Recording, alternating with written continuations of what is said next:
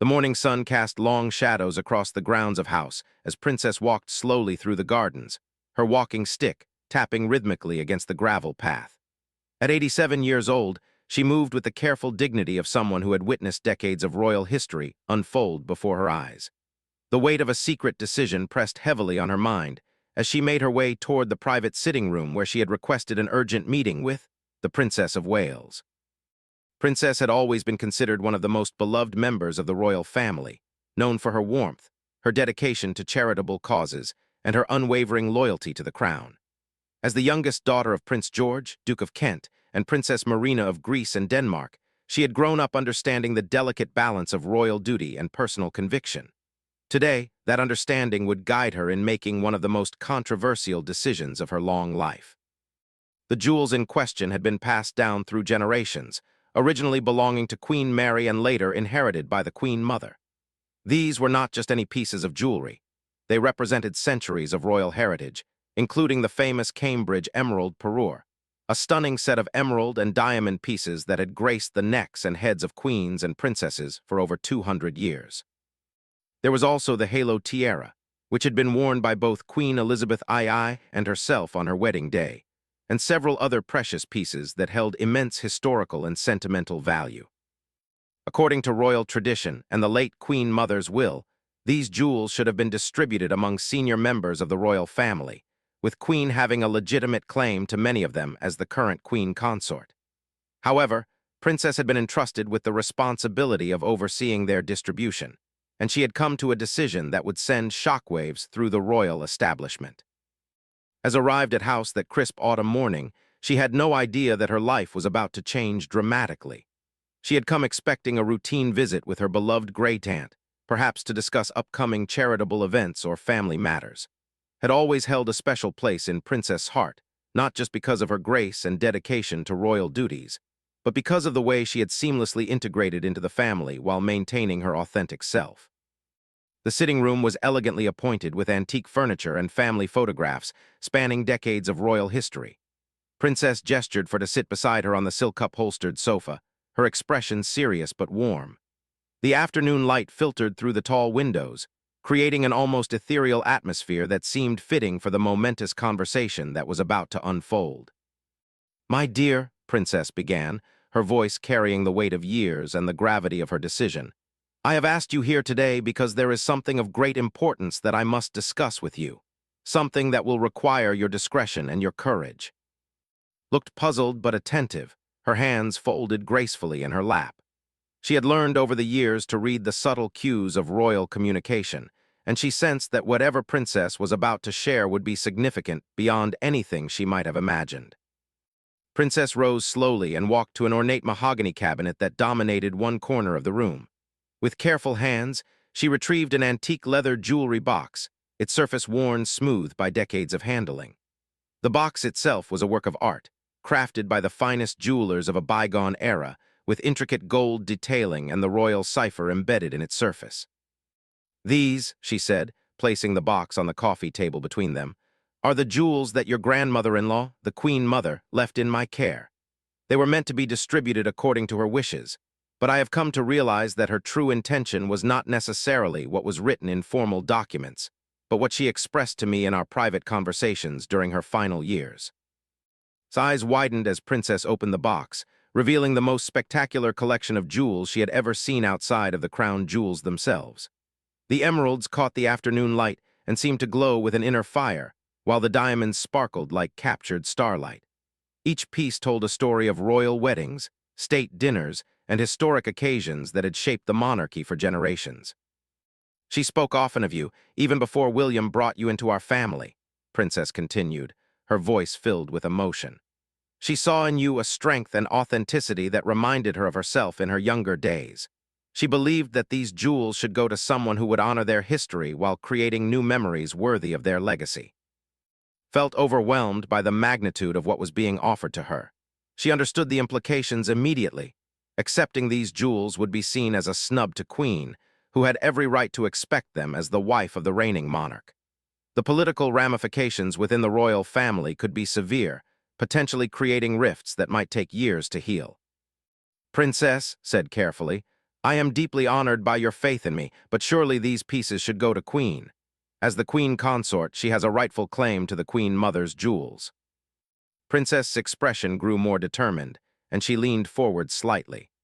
My dear, you must understand that being royal is not just about following protocol and tradition blindly. Sometimes, we must make decisions based on what we believe is truly right, even when those decisions are difficult or controversial.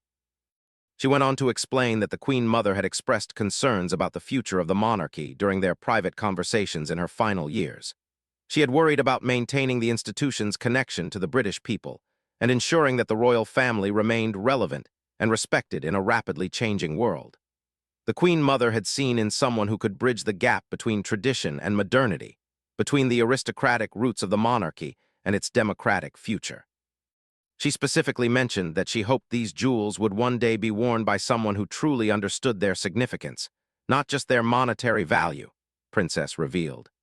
Someone who would wear them with the grace and dignity they deserved, while also bringing them into the 21st century in a way that would inspire people rather than alienate them. Sat in stunned silence for several minutes, processing the weight of what she was hearing. She thought about the Queen Mother, whom she had only briefly met before her passing, but who had left such a lasting impression on everyone who knew her. She considered the trust that Princess was placing in her and the difficult position this would put her in with other members of the family. What did the Queen Mother say specifically about Queen? Asked, needing to understand the full context before she could even consider such a momentous decision. Princess's expression grew somewhat sad, and she chose her words carefully. She respected and understood the important role she would play as Charles's wife, but she had reservations about entrusting these particular pieces to her care. The Queen Mother felt that connection to the royal family was more recent and perhaps more fragile than what these ancient pieces required.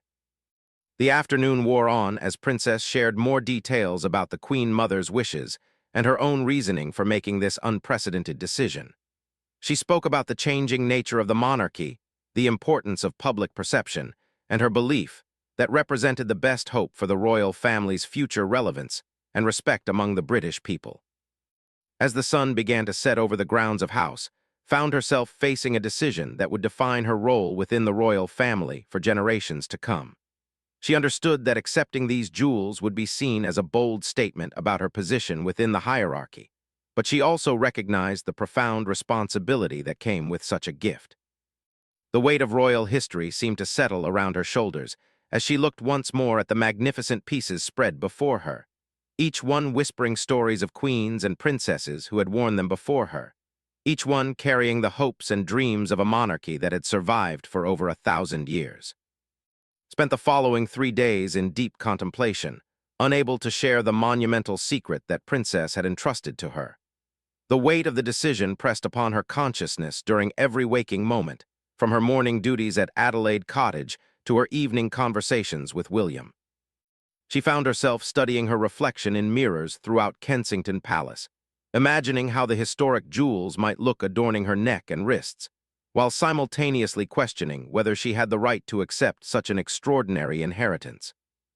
William noticed his wife's distracted demeanor immediately, but skillfully deflected his concerns with mentions of upcoming charity events and the children's school activities. She had promised Princess complete discretion until a final decision was made, and she intended to honor that promise despite the emotional turmoil it caused her. The secret felt like carrying a precious but dangerous treasure, one that could either elevate her position within the royal family or create irreparable damage to relationships she had worked years to cultivate. During her private moments, researched the history of each piece in the collection, spending hours in the royal library poring over photographs and documentation that traced the jewel's journey through generations of royal women. She discovered that the Cambridge Emerald Parure had been worn by Queen Mary during some of the most significant moments in modern British history, including several state visits that had shaped international relations.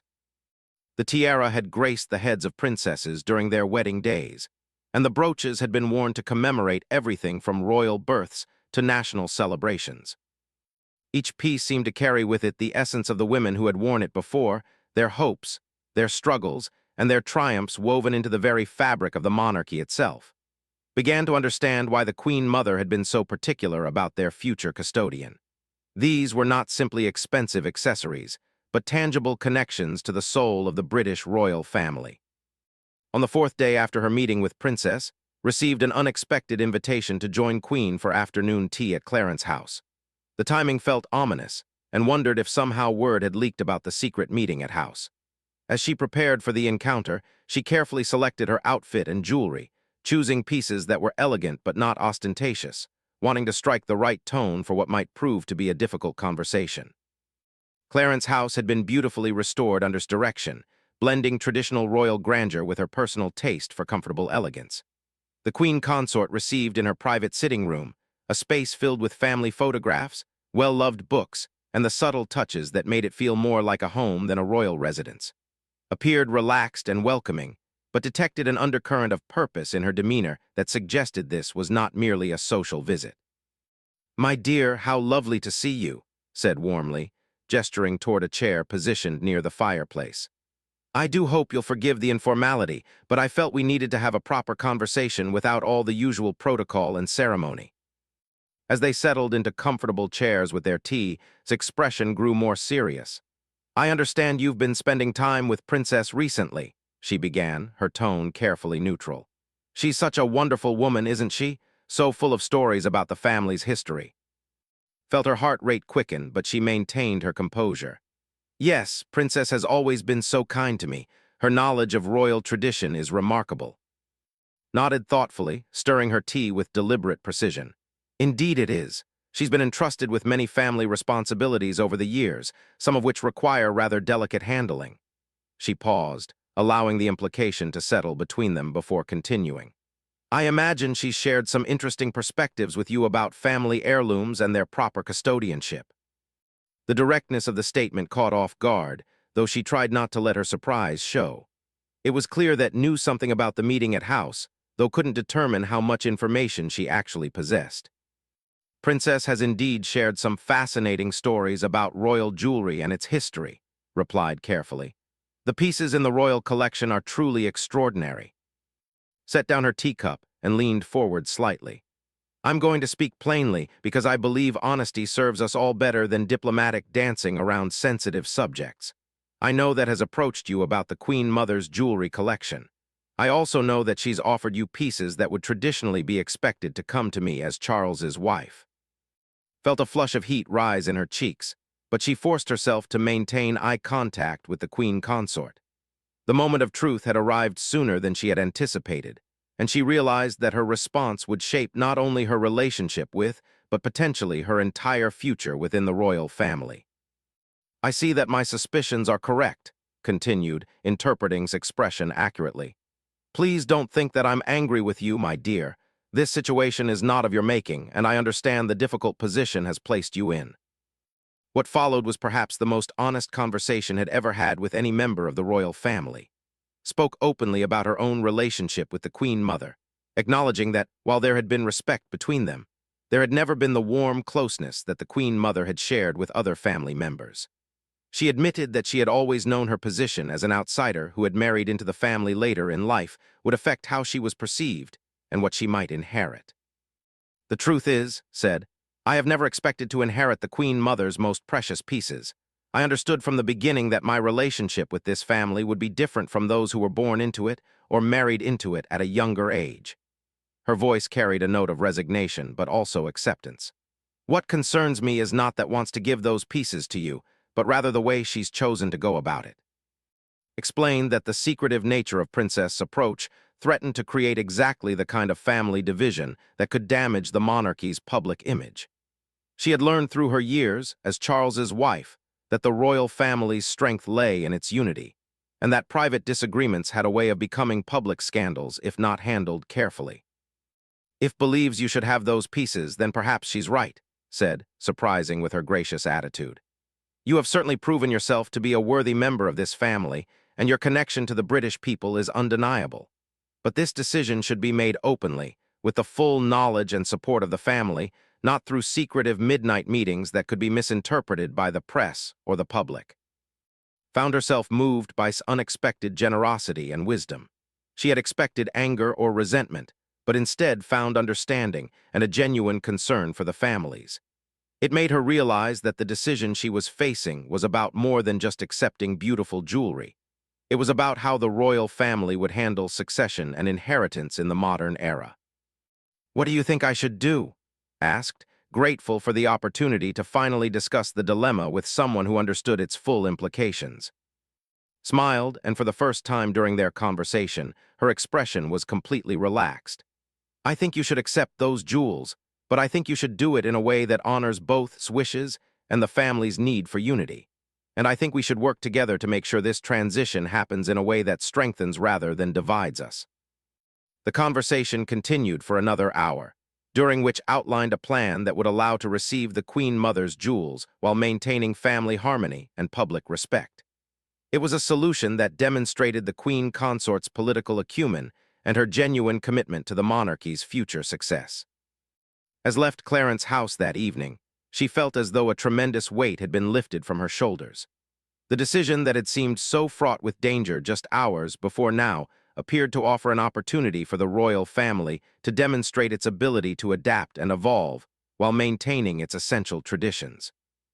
She looked forward to calling Princess the next morning to discuss this new development and to begin planning for what would become one of the most significant jewelry transfers in recent royal history.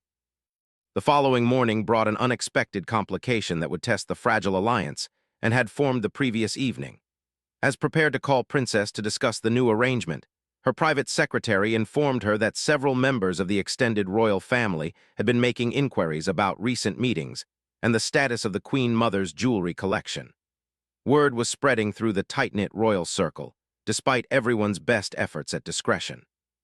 Princess Anne had apparently made pointed comments during a family gathering about the importance of following proper protocols regarding royal inheritance. Prince Edward and Sophie had been overheard discussing concerns about precedent and the potential impact on future succession decisions. Even some of the younger royals had begun asking questions about why certain family meetings were being held in such secrecy. Realized that the window for a quiet, controlled transition was rapidly closing. The royal family, like any large family, had its share of gossips and power brokers who were always alert to shifts in the established order. If they didn't act quickly and decisively, the situation could spiral into exactly the kind of public spectacle that would damage everyone involved. She immediately called Princess, who confirmed that she too had been fielding uncomfortable questions from various family members. The elderly princess sounded tired but determined, insisting that her decision remained unchanged regardless of the family pressure she was experiencing. "My dear," Princess said over the phone, "I have lived through enough royal dramas to know that controversy is often the price we pay for doing what we believe is right. The Queen Mother trusted me to make this decision with wisdom and courage, and I intend to honor that trust." However, Princess also acknowledged the wisdom of suggestion that the transfer be handled more openly. She agreed to arrange a family meeting where the decision could be explained and discussed, giving everyone an opportunity to express their views while maintaining the dignity of all parties involved. The meeting was scheduled for the following weekend at Windsor Castle, in the same private dining room where the royal family had gathered for countless important discussions over the years. The guest list was carefully curated to include the most senior members of the family who would be directly affected by the decision, while keeping the gathering small enough to maintain confidentiality. King Charles was informed of the situation by both and Princess, who presented a united front in explaining their reasoning. The king's reaction was complex. He understood the symbolic importance of his aunt's decision, but he was also concerned about the potential for family discord. As someone who had experienced his own share of controversial decisions regarding tradition and modernization, he was perhaps more sympathetic than others might have expected. "I trust judgment," he told privately. "She has served this family with distinction for over 60 years, and if she believes is the right person to carry on the Queen Mother's legacy, then we must respect that decision." William's reaction when finally shared the full story with him was one of protective concern mixed with pride in his wife's handling of such a delicate situation. He had grown up understanding that royal life often involved navigating complex family dynamics, but he was impressed by his thoughtfulness and her effort to find a solution that would honor everyone's feelings. "You know, this will change things," he told her as they walked through the gardens at Adelaide Cottage the evening before the family meeting. Once you accept those pieces, you'll be seen differently by both the family and the public. Are you prepared for that? Had spent considerable time thinking about exactly that question. She understood that wearing the Queen Mother's jewelry would mark her as someone special within the royal hierarchy, someone who had been chosen to carry forward a particular legacy. It was both an honor and a burden that would follow her for the rest of her life. "I think I am," she replied thoughtfully. "But more importantly, I think it's what the Queen Mother would have wanted, and I think it's what's best for the family in the long run." The weekend arrived with typical English autumn weather, crisp air, and dramatic skis that seemed appropriate for the momentous family gathering about to take place. Arrived at Windsor Castle wearing a simple but elegant dress, and the sapphire and diamond earrings that had been a wedding gift from the Queen, wanting to strike the right note of respect for tradition while avoiding any appearance of presumption. The family assembled in the oak drawing room before moving to the private dining room for lunch. The atmosphere was cordial but charged with underlying tension, as everyone waited to hear the official explanation for the mysterious meetings and decisions that had been the subject of so much speculation. Princess, despite her advanced age, commanded the room with her natural dignity and authority. She had prepared carefully for this moment, understanding that her words would either cement family unity or potentially create lasting divisions. "I have gathered you all here today," she began, "to discuss a matter of great importance to our family's future. As you know, I have been entrusted with the responsibility of distributing certain pieces from the Queen Mother's jewelry collection, a task she gave me because she trusted my judgment and my understanding of what would best serve the monarchy."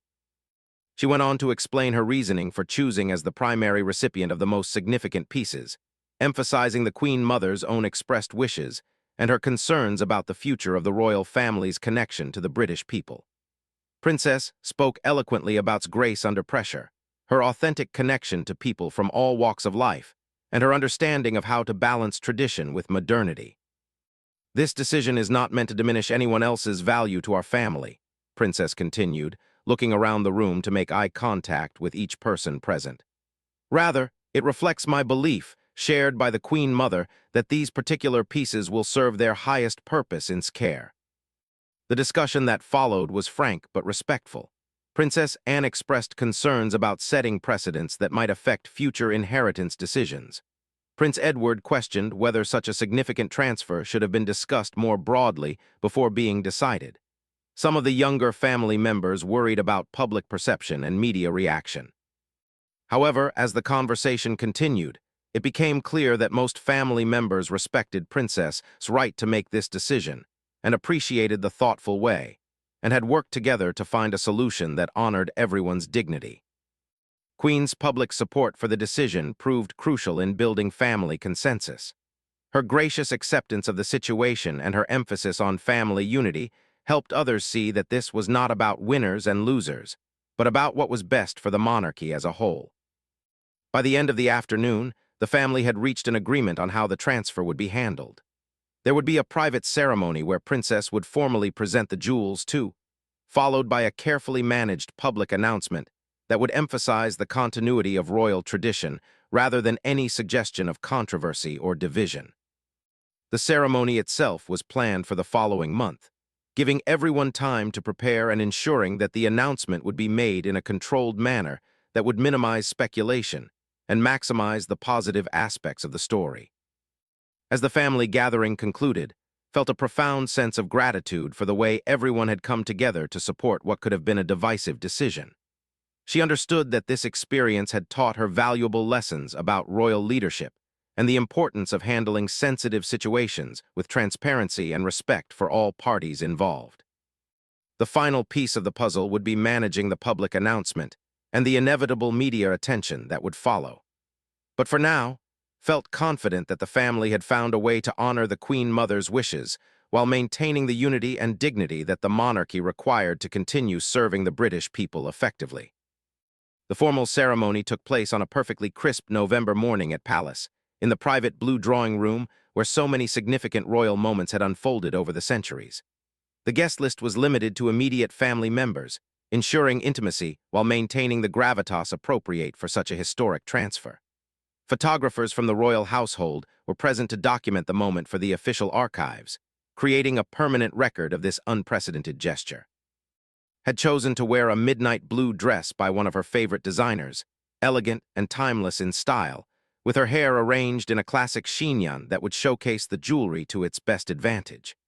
She carried herself with the poise and confidence she had developed over her years as a working royal, but those who knew her well could detect the underlying emotion of this moment. Princess arrived wearing one of her signature pastel coats, moving slowly but with unmistakable dignity as she carried the ornate jewelry case that had become the center of so much attention. At 87, she represented a living link to royal history, someone who had personally known and worked alongside 4 different monarchs. Her presence at this ceremony added a weight of authenticity and tradition that no amount of protocol could manufacture. The ceremony itself was designed to honor both the significance of the moment and the privacy that the family had worked so hard to maintain. King Charles spoke first, acknowledging his aunt's decades of service to the crown and her unique authority in making decisions about family heirlooms. His words were carefully chosen to emphasize continuity rather than change, tradition rather than rebellion. Aunt has always understood better than most of us that being royal is not about owning beautiful things, but about being a worthy custodian of objects that belong to the nation and to history, the king said. Her decision today reflects that wisdom and her confidence in its ability to carry forward the legacy that these pieces represent. Queen then spoke, her words surprising many observers with their warmth and genuine support for the transfer. She had clearly chosen to use this moment to demonstrate the unity of the royal family and her own commitment to its best interests above any personal considerations. Has shown all of us how to honor tradition while remaining authentic to oneself, said.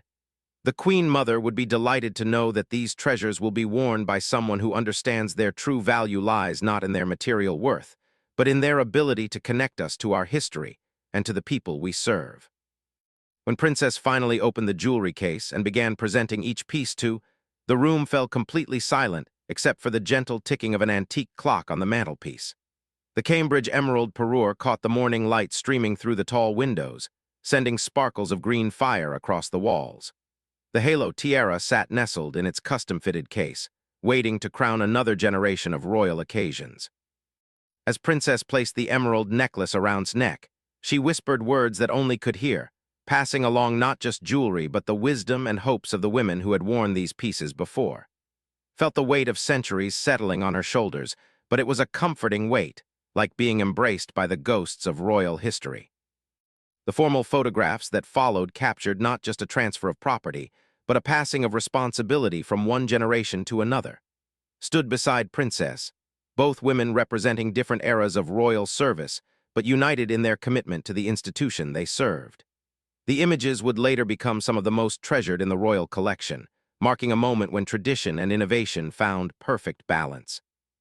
Following the ceremony, the family gathered for a private luncheon where the atmosphere was relaxed and celebratory. Stories were shared about the Queen Mother and her particular fondness for these pieces, with various family members recounting occasions when they had seen her wear them to state dinners, royal weddings, and other significant events. Princess regaled the group with tales of the Queen Mother's advice about wearing royal jewelry, including her insistence that each piece should be worn with confidence rather than reverence. She always said that jewelry should enhance the wearer, not overwhelm them, Princess recalled.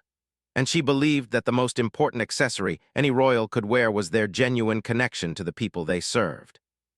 The public announcement was carefully timed and worded to emphasize the positive aspects of the story while minimizing any suggestion of controversy. The statement released by Palace described the transfer as a continuation of long-standing royal traditions regarding family heirlooms, while highlighting its role as a bridge between the monarchy's historic past and its dynamic future. Media reaction was largely positive, with royal commentators praising the decision as evidence of the family's ability to adapt and evolve while maintaining its essential character. The story was framed as a testament to both Princess' wisdom and its growing importance within the royal hierarchy. Fashion magazines immediately began speculating about when and where might debut her new pieces, adding an element of excitement and anticipation that benefited the monarchy's public image. Behind the scenes, the successful handling of this potentially divisive situation had strengthened relationships within the royal family rather than damaging them. gracious response had enhanced her reputation for putting the institution's needs above personal considerations. Princess's thoughtful approach had demonstrated that even controversial decisions could be managed with dignity when approached with wisdom and transparency. For the months that followed brought opportunities to wear her inherited pieces at increasingly important occasions. The first time she appeared in public wearing the emerald parure at a state banquet for visiting European dignitaries, the reaction was overwhelmingly positive. The jewelry seemed to transform her presence, adding a gravitas and historical weight that complemented her natural grace and intelligence. The halo tiara made its first appearance since wedding day at the annual diplomatic reception, where it caught the attention of international observers who were quick to note the symbolism of wearing such historically significant pieces. The message was clear. This was a woman who had been chosen to represent the future of the British monarchy. Perhaps most importantly, the way the jewelry transfer had been handled provided a template for future decisions about royal inheritance and tradition. Rather than rigidly following written protocols, the family had demonstrated that thoughtful consideration of individual merit and circumstances could guide their choices while still maintaining respect for tradition and family harmony. As stood before her mirror one evening, wearing the Queen Mother's emeralds for a private family dinner, she reflected on the journey that had brought her to this moment. From a middle-class girl from Berkshire to a custodian of centuries-old royal treasures, her path had been marked by careful preparation, genuine commitment, and an intuitive understanding of what royal service truly meant. The jewels themselves had become more than beautiful accessories in her hands. They were tools for connecting with people, symbols of the monarchy's enduring relevance, and reminders of the responsibility she carried to honor both the past and the future. When she wore them, she felt the presence of all the remarkable women who had worn them before, drawing strength from their experiences and wisdom from their examples. The story of the Queen Mother's jewels had become, in many ways, a story about the evolution of the British monarchy itself. It demonstrated that tradition and change could coexist, that wisdom could triumph over rigid protocol, and that the royal family's greatest strength lay not in its adherence to outdated customs, but in its ability to adapt those customs to serve the needs of a modern nation. Years later, when historians would write about this period in royal history, they would note that the jewelry transfer marked a turning point in how the royal family approached questions of succession, inheritance, and tradition. It had shown that thoughtful leadership, family unity, and respect for both past and future could create solutions that honored everyone involved while strengthening the institution they all served. Careful stewardship of these precious pieces would become legendary in its own right, as she found ways to make centuries-old jewelry feel fresh and relevant to new generations of royal watchers. Her approach to wearing the pieces, with confidence but never ostentation, at appropriate moments, but never for mere show, would set new standards for how royal jewelry could serve both ceremonial and diplomatic purposes. The Queen Mother's final wish, expressed through Princess' careful guardianship, had been fulfilled in ways that exceeded even her most optimistic expectations. The jewels had found their way to someone who understood their true value and would ensure their legacy continued to serve the crown with distinction for generations to come.